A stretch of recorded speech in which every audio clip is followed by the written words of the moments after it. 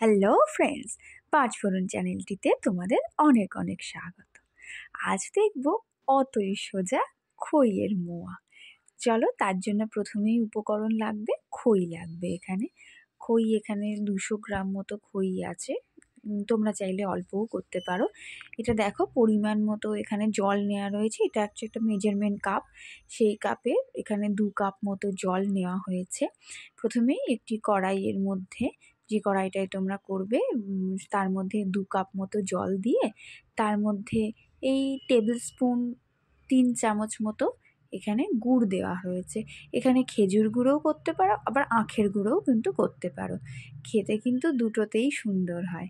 চলো তাহলে দেখানো যাক কেমনভাবে করা হলো খইয়ের মোয়া। এবার জলের মধ্যে দিয়ে গ্যাসটাকে কিন্তু সিম করেই রাখতে হবে।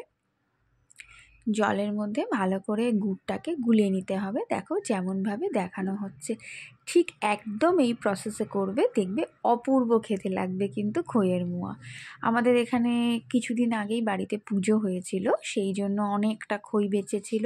এবার কি করা যায়, সেই জন্য মামুনি বলল চলো তাহলে বরঞ্চ সবাই খেতে ভালোবাসবে, মোয়া বানিয়ে নেওয়া যাক, খইটাকে ফালতু নষ্ট না করে। তাই মোয়া করে খাওয়া হয়েছে এখানে। দেখো জলটা ফুটে উঠলেই দেখো এরকম একটা বুদবুদি মতো উঠবে, একটা বাবলস দেখা দেবে। দিয়ে এর মধ্যে কিন্তু গুড়টাকে ক্রমাগত নাড়িয়ে যেতে হবে, কারণ নাড়ানো থামালেই কিন্তু এখানে এটা লেগে যাবে কড়াইয়ের সঙ্গে। সেই জন্য কড়াইয়ে কিন্তু নাড়তে নাড়তে দেখবে একটা হালকা চিটচিটে মতো ব্যাপার আসবে, যেটা আঠালো যে ব্যাপারটা আসবে, দেখো এরকম ফেনা ফেনা মতো হয়ে আসবে। এটাই কিন্তু এখনও নাড়িয়ে যেতে হবে। দিয়ে একটা এখানে চিটচিটে মতো ব্যাপার, যেটা হাতের মধ্যে লেগে যাবে, এরকম একটা ব্যাপার যখন আসবে তখন বুঝতে হবে যে পাকটা কমপ্লিট হয়েছে। হ্যাঁ, এখানে আমরা অনেকেই ভয় পাই যে কেমন করে করতে হয়, যদিও এটা আমার মামুনি করেছে, সেই জন্য উনি খুব এক্সপিরিয়েন্সড এইসব বিষয়ে, সেই জন্য উনি এটা খুব ভালোভাবে বুঝেছেন। তাই তোমাদের সেটা ভাবলাম চলো তোমাদের সাথেও শেয়ার করি, কারণ এই শীতকালে কিন্তু মোয়া খেতেও বেশ ভালোই লাগে। দেখো এবার যখন এটা বেশ বুদবুদি মতো হয়ে আসবে তখন গ্যাসটা কিন্তু বন্ধ করে দিতে হবে। বন্ধ করে কড়াইটাকে নামিয়ে তারপরে কড়াইয়ের মধ্যে খইটাকে দিয়ে দিতে হবে। খই কিন্তু অবশ্যই ভালো করে বেছে দেবে, কারণ খইয়ের মধ্যে ধান থাকে, যেটা কিন্তু আবার বিপদ ঘটাতে পারে। সেই জন্য ধান থেকে সাবধান। তাই তোমরা খইটাকে ভালো করে বেছে নেবে। এবার কড়াইয়ের মধ্যে খইটাকে দিয়ে দেবে, দিয়ে ভালো করে নাড়বে।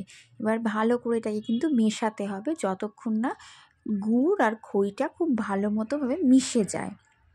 তোমরা যদি পরিমাণ বাড়াতে চাও তাহলে এখানে গুড়ের পরিমাণটাও কিন্তু বাড়াতে হবে, সেটা কিন্তু অবশ্যই বুঝে তোমাদের দিতে হবে। এবার দেখো এটা আরও ভালো করে নাড়িয়ে, এবং বারবার বলছি গ্যাসটা কিন্তু এখানে বন্ধ করে একদম ঠান্ডা জায়গায় কড়াইটাকে নামিয়ে নিয়ে আসতে হবে। এবার দেখো হাতের মধ্যে একটু অল্প পরিমাণে সর্ষের তেল ভালো করে লাগিয়ে নেবে, তাহলে পরে মোয়াটা করার সময় একদমই হাতে লেগে যাবে না।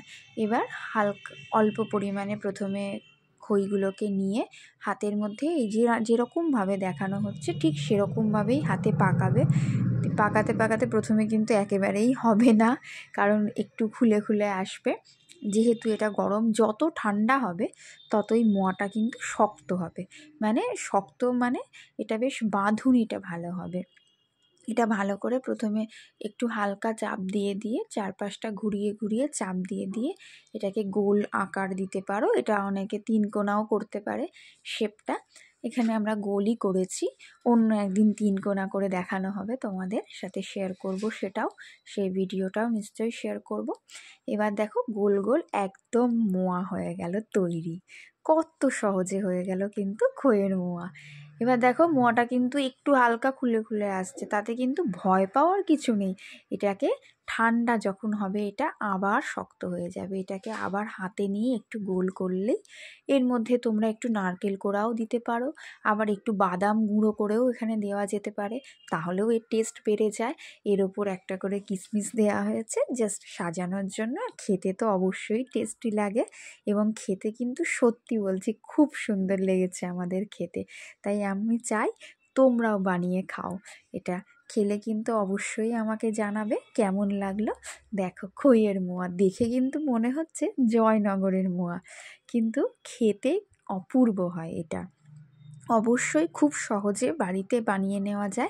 এখন তো ভীষণই অ্যাভেলেবেল আছে গুড়। তোমরা এটা খেজুর গুড়, আখের গুড়, বারবার বলছি দুটো দিয়েই করা যেতে পারে। দেখো অপূর্ব অপূর্ব খেতে হয়েছে এই মোয়া। অতই সহজে হয় কিন্তু মোয়া। তোমরা একবার নিশ্চয়ই বানাবে এবং আমাকে জানাবে তোমরা কেমন খেলে এই মোয়া। ভিডিওটা ভালো লাগলে আমার এই ছোট্ট চ্যানেলটাকে সাবস্ক্রাইব করে পাশে থেকো।